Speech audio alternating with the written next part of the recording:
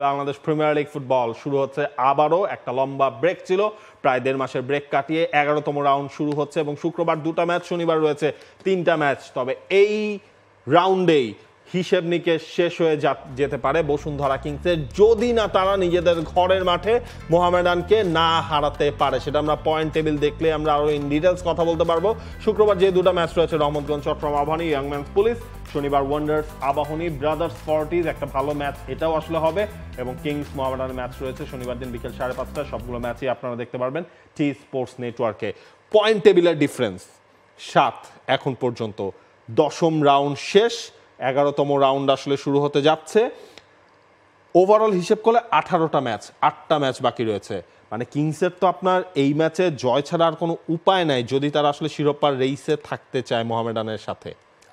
কিংসের জন্য বিশাল একটা সেটব্যাক হয়ে গেছে আবাহনীর সঙ্গে পেনাল্টি শুটআউটে হেরে যাওয়াটা। আপনি প্রথমে গোল করে এগিয়ে গেলেন, তারপর সেখান থেকে 90 মিনিটের আগেই আপনার ম্যাচটা শেষ করতে হলো সমতায় থেকে, পেনাল্টি শুটআউটে পেনাল্টিও মিস করলেন।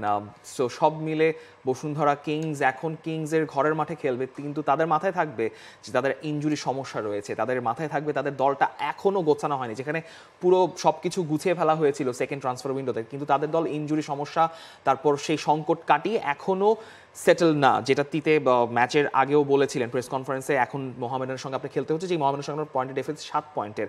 আপনি যদি ম্যাচটা জিতেও যান তখন আপনার পয়েন্ট হবে 23, মোহামেডানের থাকছে 27, এবং আবাহনী যদি ম্যাচ জিতে যায় তাহলে তাদের পয়েন্ট হবে 26, 27, 26, 23।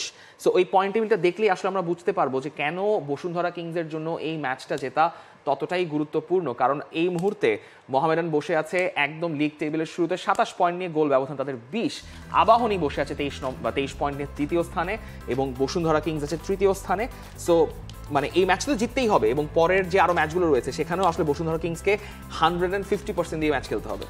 নিজেদের পয়েন্ট হারানো যাবে না, এবং একই সাথে তখন টার্গেটটা করতে হবে বসুন্ধরা কিংসের আবাহনীকে হারাতে হবে, আবাহনীর মোহামেডানকে হারাতে হবে, অন্য ম্যাচগুলোর ইকুয়েশনের দিকেও বসুন্ধরা কিংসকে তাকিয়ে থাকতে হবে। 3 পর্যন্ত আমরা দেখছিলাম। আপনি যদি পরের পয়েন্ট টেবিলের অবস্থানগুলো দেখেন, 4-এ রহমতগঞ্জ, 5-এ ছিল হচ্ছে ব্রাদার্স ইউনিয়ন, 6-এ ফর্টিস, 4-5 যারা ছিল তাদের মধ্যে পয়েন্ট একেবারে সমান।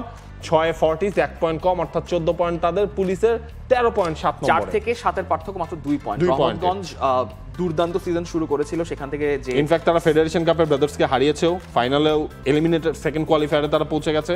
কিন্তু কথা হচ্ছে রহমতগঞ্জের ওই যে টানা লিগে হেরে যাওয়ার ওই মোমেন্টামটা আবার রিগেইন করতে হবে। সেই ম্যাচটা চট্টগ্রাম আবাহনীর মতো অপোনেন্ট পাওয়া, যারা লিগ টেবিল একদম শেষে বসে আছে, একদম পারফেক্ট ম্যাচ, সেখান থেকে তারা ঘুরে দাঁড়াতে পারবে আশা করি। তবে যেটা বলছি যে ব্রাদার্স এবং ফর্টিস 5-6 ম্যাচটা would be the match to watch, বা মোহামেডান এবং বসুন্ধরা কিংসের ম্যাচটা বাদ। এবং এই জায়গাতে আসলে ব্রাদার্স ইউনিয়ন তাদের শক্তি তারা আসলে রিফর্ম করেছে। এমফন উদো তিনি দলটার সাথে যোগ দিয়েছেন এবং তিনি গোলও করেছেন। প্রিমিয়ার লিগে সেই জিনিসটা আসলে কন্টিনিউ করতে হবে ব্রাদার্স ইউনিয়নকে। যেই ম্যাচগুলো আপনারা সরাসরি দেখতে পারবেন টি স্পোর্টস এবং টি স্পোর্টস অ্যাপে। For more updates, subscribe to our YouTube channel and click on the bell icon. Follow us on Facebook and Instagram. Download T Sports app to enjoy exciting games and highlights. Visit tsports.com.